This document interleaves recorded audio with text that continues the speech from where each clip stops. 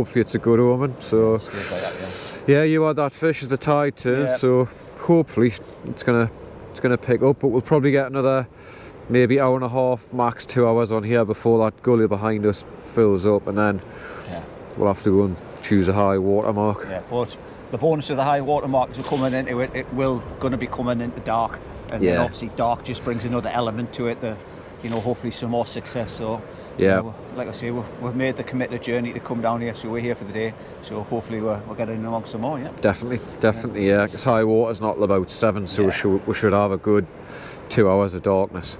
So yeah, fingers crossed.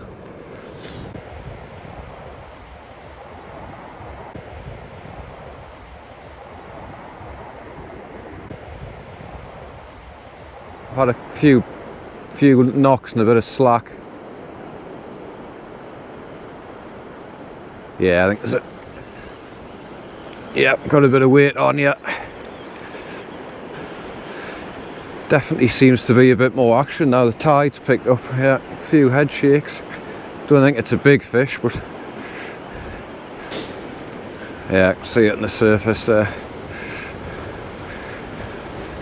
Turn of the tide's definitely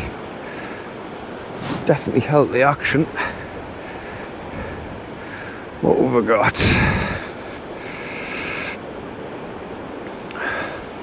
A little bit of weed on my leader, but other than that, fine. Yep, another little codlin. Very dark fish. God, look at how hooked perfectly now. He's been living in the mud or somewhere, hasn't he? He's not the nicest of fish. He's got some damage to his fins and he's dark. I don't know if he's just come out the Humber or what, but it's codlin number 2.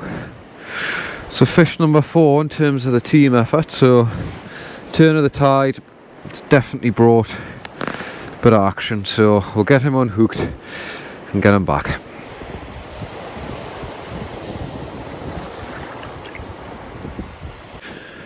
So within the space of a couple of minutes, this gully's just started really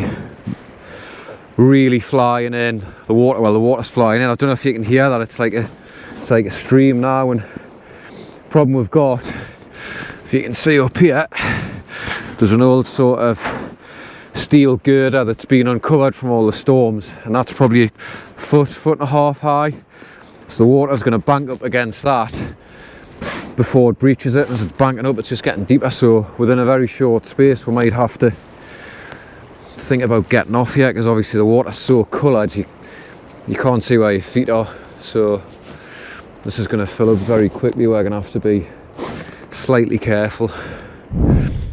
Well, that's the end of the session. We did once we got pushed off that mark at Dimlington, we did move probably less than a mile down the beach south towards Easington.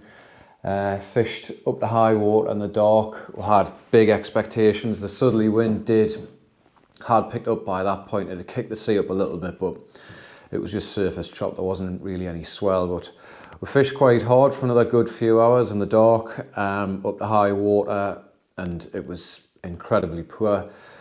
We agreed that because we had a 3-hour drive back up to Newcastle, it would pack up probably in about high water.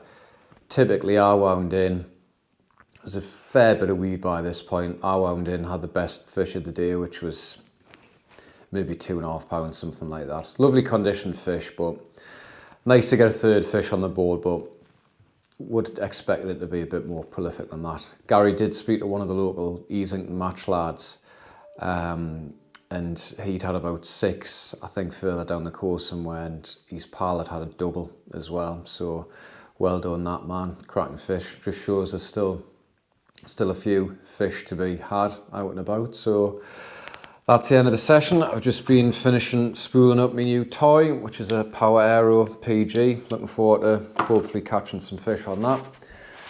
Be out and about next week. I think I'm probably going to go out on the hunt, maybe for a ray somewhere. So hopefully get a fish or 2 on the new toy. So I'm looking forward to using that. But as always, thanks very much for watching. Hope you've been out and about, getting a few. Tight lines, keep fishing. We'll see you soon.